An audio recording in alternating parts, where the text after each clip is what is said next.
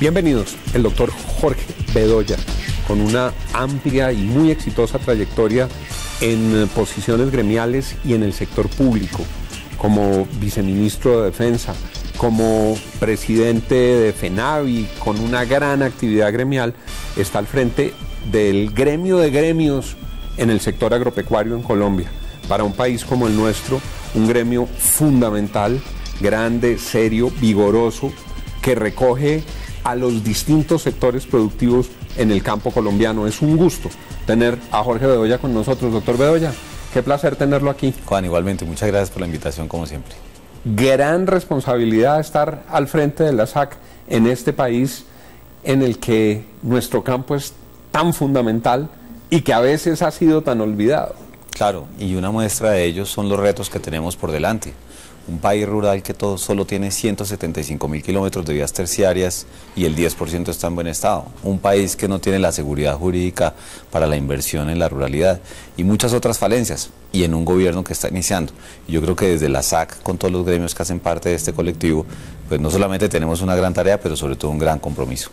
La SAC está en el Consejo Gremial, tiene una gran influencia en el Consejo Gremial, pero a su turno recoge muchas de las distintas áreas y de los distintos sectores en el campo colombiano. Es un gremio de gremios. Claro, tal vez es el único gremio de gremios que hay en Colombia. Tiene 22 gremios afiliados de los diferentes sectores de la producción. Si uno le ¿Quiénes pregunta, están? Todos los... Hemos dicho, solo le digo algo, el único que no está es la ganadería de carne. De resto tenemos la panela, la papa, el arroz, panela, las frutas, papa, arroz, cacao, plátano, café, azúcar, la caña. O sea, realmente está la lista de mercado y eso hace que tenga una capacidad de injerencia en las decisiones de política pública y de vocería, gracias a una junta directiva que tengo, donde están todos estos gremios, pero también tenemos universidades, empresas, gremios no agropecuarios, y hemos hecho un muy buen trabajo con nuestra junta desde el 8 de marzo del 2017 que tomé posesión en ese gremio. Es que llegó con mucha experiencia y con muchas ejecutorias el doctor Bedoya a ese cargo. Le pregunto por un asunto que ha estado en la discusión pública en los últimos días. En Colombia se abrió camino un modelo en el que los distintos sectores tienen un fondo nutrido de la parafiscalidad, que son recursos del sector para el sector, y las leyes han definido que el gremio más representativo de ese sector sea quien administre el fondo. Me estoy refiriendo a lo que habrán entendido nuestros televidentes, es el caso Fedegan, pero es que son muchos los fondos parafiscales en el campo colombiano. Desde la SAC, ¿cómo analizan ustedes el manejo de esos fondos y lo que está ocurriendo desde el Ministerio de Agricultura para poderlos administrar? Varias cosas, Juan. Lo primero es que la parafiscalidad es uno de los mejores bienes públicos agropecuarios, porque es el mismo sector el que paga un impuesto, hay un administrador que la ley determina quién es, y ese administrador tiene que invertir el dinero en beneficio de todo el sector. Entonces, lo primero es que es un instrumento que ha resultado muy positivo. Segundo, que ahí está el ganado, los cerdos, la avicultura, está la panela, está la papa. ¿Usted manejó el de FENAVI en su época? Sí, señor, yo fui presidente de FENAVI del 2003 al año 2011. Y siempre tuvimos no solamente la delicadeza de procurar la representatividad de FENAVI en su momento, porque además la ley lo indica y ni más faltaba, es lo que debe ser para tener una buena inversión, pero adicionalmente los ojos de la Contraloría, los ojos del Ministerio siempre están encima. Y en tal sentido, frente a la discusión que se ha dado en estas últimas semanas, yo le diría lo siguiente: la ley y las leyes que crean cada uno de los fondos y las sentencias de la Corte Constitucional son muy claras. Hay un ente que lo administra con nombre propio, pero el gobierno y ese ente deben garantizar que es el ente más representativo por si le sale competencia. Y si le sale competencia, el gobierno tiene que mirar si son de idéntica representatividad, eso lo dice una sentencia de la Corte, y ahí sí tiene que abrir un proceso de licitación. De tal manera que está muy bien protegido todo el andamiaje jurídico para esto, y yo creo que el ministro de Agricultura lo único que ha hecho es tratar de acertar desde el punto de vista jurídico, cumpliendo la Constitución, las sentencias de la Corte, la ley 101 del 93 que crea toda esta andamiaje parafiscal, y en el caso particular del Fondo Nacional del Ganado, pues lo que corresponde según lo que dictamina la ley.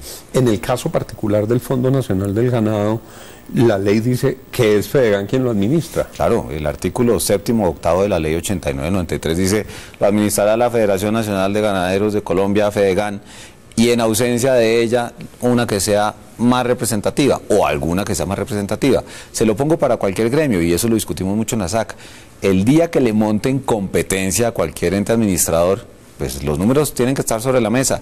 Claro. ¿Qué porcentaje de la producción nacional usted tiene afiliada? Y entonces usted es el más representativo, ¿no? Así de sencillo. Doctor Bedoya, lo cambio un poco de tema. Los analistas económicos, por un lado, y los expertos en clima, por otro, están preocupados por el fenómeno del Niño. Sí. Los analistas económicos dicen: nuestra inflación ha estado más o menos bajo control, pero la inflación de este año 2019 puede ser ligeramente más alta que la del 2018, porque se prevé que este fenómeno del Niño va a generar algo de escasez en algunos productos. ¿Qué viene con el fenómeno del Niño y cómo se están preparando en el campo colombiano? Es muy oportuna pregunta. Y yo le diría, si los analistas económicos están preocupados por la inflación, a mí me preocupa el bienestar de los productores. ¿Por qué? Porque ¿qué ocurre? Claro. La gente dice: va a haber escasez, entonces hay inflación, y no faltará el que diga: entonces hay que abrir las importaciones. Eso es como al caído caerle. Porque si el fenómeno del Niño viene con mucha fuerza de aquí al mes de marzo, por ahora francamente no ha habido ningún reporte de que haya habido una reducción en la oferta de alimentos, pues indudablemente en un país que depende prácticamente de la producción nacional, si hay reducciones sustanciales en materia de la oferta de alimentos, puede generarse variabilidad en los precios. Pero no hay que caer en un terreno de especulación todavía. Estamos apenas a mitad del mes de enero. Esto puede durar hasta el mes de marzo, depende de la intensidad, pero hay algo que nos preocupa adicionalmente, Juan, y es que las lluvias del mes de abril se retrasen, y eso sí puede generar entonces un efecto que no me atrevería a catalogar, pero sí hay que tener los ojos encima. Y lo vuelvo a cambiar de tercio, doctor Bedoya. Lo hemos visto trabajando para garantizar un diálogo, gobierno, gremios, Congreso, un diálogo en el que fluya la comprensión entre los distintos sectores, pues para tomar decisiones que son cruciales para Colombia. ¿Cómo está analizando usted eso? Mire, yo creo que el presidente de la República se comprometió en su etapa de elección y ahora como presidente en ejercicio en cambiar la dinámica de la relación con el Congreso. 2, nombró un grupo de ministros técnicos e inició la despolitización de las entidades públicas. Usted y yo lo hemos conversado en muchas oportunidades. Eso es sagrado para los empresarios, porque el empresario se enfrenta día a día a una licencia ambiental, a una licencia de construcción, a un permiso sanitario y demás, y si son entidades politizadas, ustedes no saben qué terreno termina.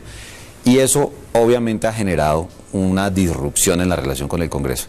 Yo creo que el gobierno lo que debe hacer es ajustar eso en el siguiente sentido. Los ministros y los viceministros deben estar más presentes. Usted fue senador de la República, en el diálogo persuasivo y constructivo, pero con argumentos, pero no de carácter transaccional, ni con puestos ni con presupuesto de las entidades que buscan tener una representación política. Uno no va a satanizar la representación política en un gabinete ministerial, pero el manejo de las leyes, de los decretos y del presupuesto, en el concepto de los empresarios, tiene que ser con un perfil absolutamente técnico, porque eso también da seguridad a la hora de enfrentarse, no solamente con el gobierno nacional, sino también, y a propósito de las elecciones de gobernadores y de alcaldes, con secretarías de Hacienda, de Planeación, corporaciones autónomas y demás. Doctor Bedoya, la ministra Alicia Arango, ministra de Trabajo, ha dicho que no se va a presentar ahora, al inicio de esta próxima legislatura, ninguna reforma pensional, que se está trabajando en una propuesta que se pueda consensuar, que pueda estar precedida de un diálogo entre todos los sectores y que pueda ser consultada antes de la deliberación en el Congreso con los distintos agentes incumbentes en materia pensional. ¿Cómo analiza usted ese tema? Mire, para la SAC es una muy buena decisión por una razón. Primero, no hay que hacerle el quite al debate pensional porque todos sabemos en Colombia que eso es una bomba de tiempo. Segundo, hay que aprender de la experiencia. Usted recordará el año pasado, y la SAC fue muy vocal en eso, cuando el gobierno presentó, radicó en el Congreso la ley de financiamiento, solo la conocía el gobierno y mire lo que pasó. Entonces yo creo que la ministra Alicia está haciendo un trabajo responsable. Aprendió del error. Claro. Para hablarlo sin rodeos. Lo que pasó es que se presentó un proyecto llamado Ley de Financiamiento, que era una tributaria, sin concertar con los sectores, y finalmente buena parte de eso abortó por la falta de concertación y diálogo previo. E inclusive yo le digo, puede que el gobierno al final del día tome la decisión, pero después de escuchar a los directamente afectados. Entonces la ministra tiene un propósito que seguramente se cumplirá en un par de semanas, y es de una vez convocar a las centrales obreras, al consejo gremial, a los diferentes gremios de la producción, a los mismos congresistas, para discutir un asunto que no es de poca monta y buscar el máximo consenso posible antes de presentarla al Congreso.